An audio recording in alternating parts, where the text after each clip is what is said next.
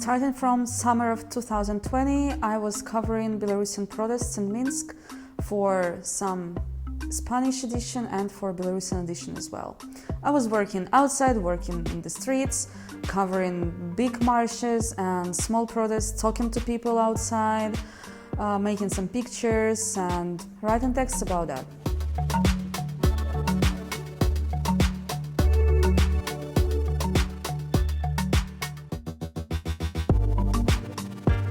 You can have your some equipment ruined, crashed, someone can steal something, but I cannot say that I felt these kind of problems a lot. Much more I had problems with special forces.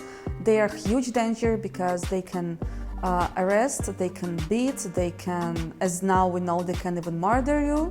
First of all, that I think that's the most important is to make guidelines for relatives, for addition, for people who you know, for people who are important for you, what to do in the case if you are detained, arrested, injured or murdered.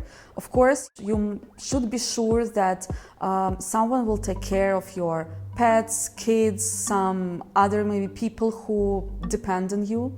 Of course, you should choose clothes in a good way, to they be comfortable for you to run, jump, to spend some time in the jail. In Belarus, we often also put 2 pairs of socks and 2 underwears for the case of arrest. It will help a lot. Of course, head must be covered with something. You're supposed to have some sunglasses with you, something that will help you to protect nose and face in case if they use gas. In the perfect way, you should have some medicine with you, some things for the first care, and you should always be aware of what's going on around. If you wear some special journalist marks or not, because sometimes they can put you just in bigger danger.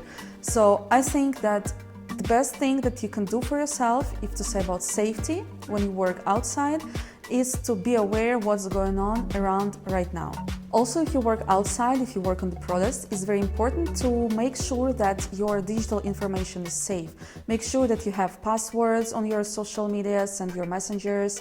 Make sure that if your phone gets into hands of police or just any other people, that these people will have at least big issues with getting information from your phone. Sometimes we had cases when people were just crashing their phones on the ground in front of police because they realized that it's better to lose the phone than to allow police to get information from it.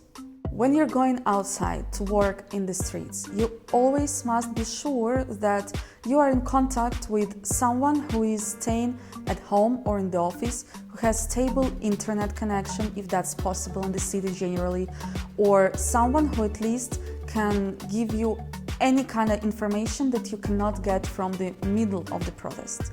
Because maybe you will not have internet connection in the street, maybe you will have some other issues, and you really need to get some information from outside, what's going on around, because maybe police is coming to that area and people from outside already know that. Maybe some big machines are coming there, and you will be way safer if you know about it before.